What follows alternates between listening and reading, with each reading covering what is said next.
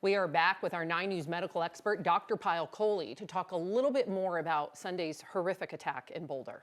So let's talk. We now know there are 12 victims. 4 more have been added to that list who had some minor injuries they didn't report initially, but we know 2 of those 12 are still in the hospital today. So let's talk about a Molotov cocktail. I think a lot of folks know what that is, but can you just describe what it is and the type of pain and burns it can create on someone's skin? Yeah, I mean, a very scary device. It's a homemade, essentially incendiary device, which is filled with either gasoline or alcohol. Usually there's some kind of a cloth wick, and then when you throw it, it breaks on contact, which ignites it. So why it is so dangerous is because, number one, it creates a prolonged heat. So it sparks instantly. So it's prolonged heat on the skin and prolonged contact. So that can cause a thermal injury and usually a deeper burn. So a 3rd or 4th degree burn down to the muscle or the bone.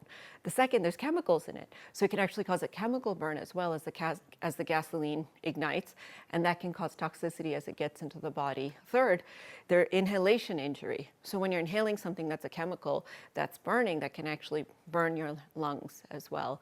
And so for all of those reasons, it's a pretty dangerous thing, and it can cause a lot of long-term damage. So Dr. Coley, when a physician is met with a burn patient at this scale, or what you can imagine from the details that we've heard from the press conference, what would they prepare to do first? Yeah, so the first thing you do is characterize the burn, and there's 2 parts of that. 1, how deep is it, and 2, what percentage of the body is involved in what parts, specifically the hands, the eyes, the genitals, sort of the sensitive areas, the joints, the muscles, the bones, and then how thick it is. So a 1st degree burn, you touch a stove, that's too hot, it's just that superficial layer, that's the epidermis. 2nd degree is epidermis and dermis. 3rd degree starts to go a bit deeper. 4th degree is where you're down to the bone and the muscle and the tissue and the fat. And that's where really they're extremely high risk for cardiovascular collapse and complications.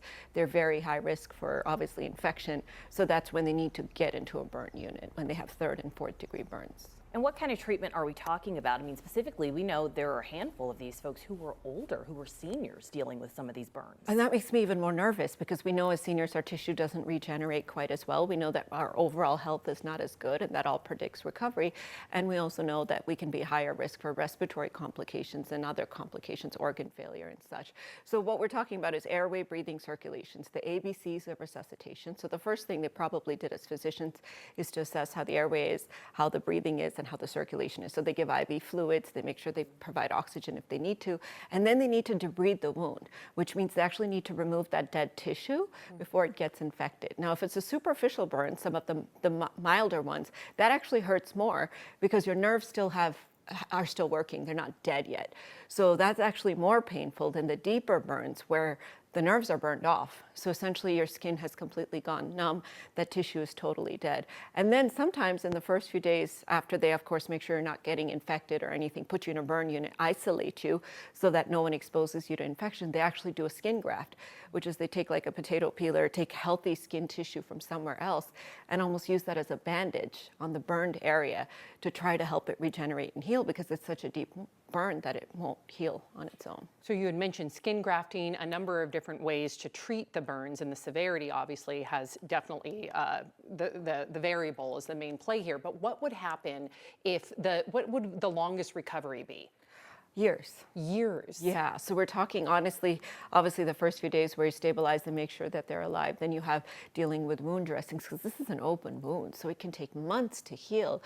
And then additional surgeries. And then you're dealing with the disfiguration, the reconstruction, the scarring, the keloids, the permanent damage to the bones, muscles, tissues, joints, depending on the location of the burn, the nerve damage. Again, if it's in a sensitive area like the face, the hands, you may never recover your functions. You'll have to do physical therapy, not to mention the mental health effects and the PTSD that comes from this type of an experience. So I feel like those 12 people, whether their injuries are minor or severe, their lives are forever altered in a way that they're never going to be the same again. And the masses of people who witnessed that, who stepped in to help, those bystanders. I mean, I would assume that you would recommend that they get some, just emotional advice, reach out for help, because there's a lot of folks who are in pain tonight, just not those with the physical injuries. It's totally true. I mean, even me, myself, as a physician, having seen this, the idea of somebody burning alive and watching them burn, and then when you use this kind of a device, it sticks to the clothes, so the burn becomes even more prolonged.